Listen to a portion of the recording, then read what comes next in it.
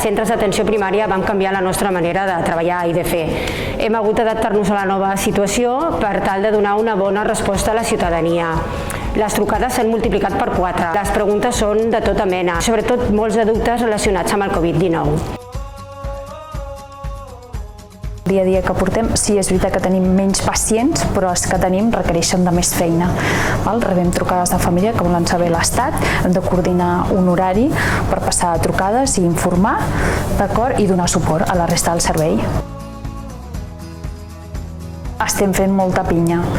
Sí que ens trobem a faltar i trobem a faltar potser fer una abraçada, però sí que estem molt coordinats i estem ara mateix treballant com un equip. Que hi ha molta predisposició, capacitat d'adaptació, tenacitat i molta fortalesa.